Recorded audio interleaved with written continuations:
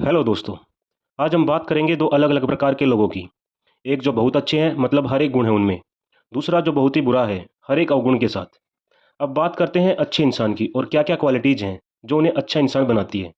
जैसे justice, temperance, prudence, faith, hope, love and most important generosity. वो उदार और निस्वार्थ होते हैं और लोगों को अच्छा जीवन जीने की राह दिखाते हैं। ऐसे लोगों को हम बोलते हैं Saint.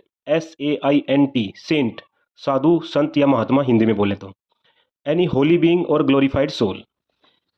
This word is derived from Latin word sanctus, which means holy or godly, पवित्र या भगवान के बराबर। ये एक क्रिश्चियन बिलीफ वाली टर्म है जिसका ओरिजिनेशन हुआ चर्च से। चर्च में एक प्रोसेस होता है, वो है कैनोनाइजेशन, जिसमें एक मृत व्यक्ति को आधिकारिक तौर पर मान्यता प्राप्त संत के रूप में घोषित किया जाता है।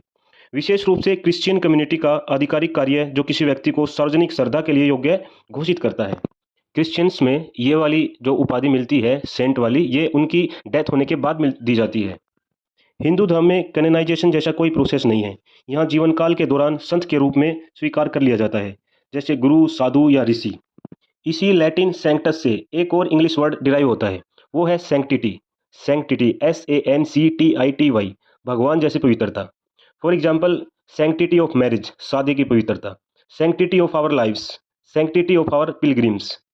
जैसे भगवान पवित्र है अनक्वेश्चनेबली, ऐसी ही ये पवित्रता है।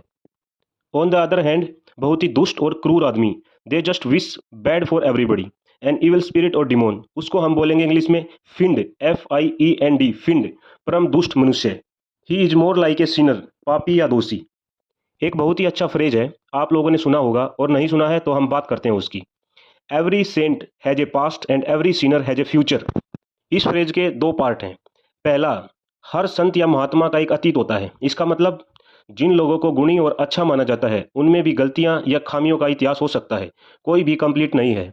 और दूसरा, हर पापी का एक भविष्य होता है। इसका मतलब है जिन व्यक्तियों ने गलतियां की हैं या गलत कार्य में लगे हैं, उनमें भी एक अच्छे बदलाव की उम्मीद की जा सकती है। आप ये आर्टिकल देख सकते हैं जहां इसका यूज हुआ है। इसी फ्रेज की एप्लीकेबिलिटी यहाँ दिखती है। Every saint has a past, every sinner has a future. Supreme court commutes death sentence of a man who raped killed minor girl. यहाँ कम्यूट का मतलब होता है डेथ की जगह कम करके उम्र कैद, लाइफ इम्प्रिजनमेंट की सजा देना। तो आज यहाँ पे हमने तीन वर्ड सीखे, सेंट, फिंड और सैंक्टिटी। और साथ में एक फ्रेज जो हमने देखा, every saint has a past, every sinner has a future. Saint और फिंड ये दोनों एक दूसरे के परफेक्ट एंटोनिम्स हैं।